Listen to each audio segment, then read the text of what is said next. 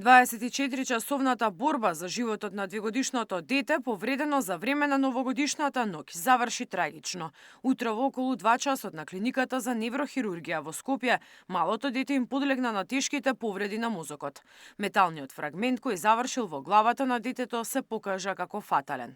Интензитетот на деструкцијата на мозочното ткиво не дозволуваше хируршко лекување и покрај максималните напори на медицинскиот тим, исходот беше трагичен како резултат на многу тешките повреди на мозокот од страна на метално страно тело, велат од Министерство за здравство.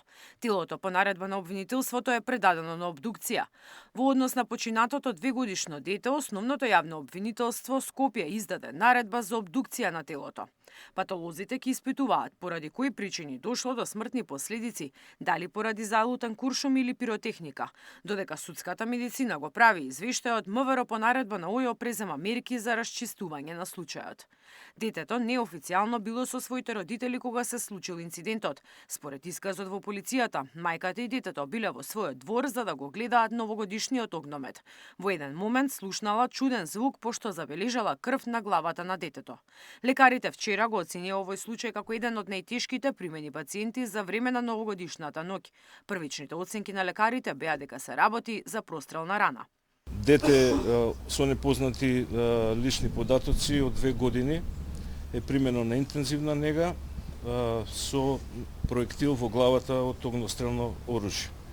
Немаме податоци за случката што се случило. Министерот за внатрешни го потврди случајот за кој рече дека се истражува како и под кои околности дошло до инцидентот. Во животозагрозувачка состојба е уште еден пациент од новогодишната ноќ.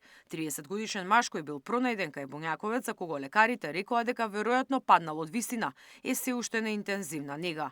Другите пациенти кои биле примени ноќта се надвор од животна опасност, велат лекарите.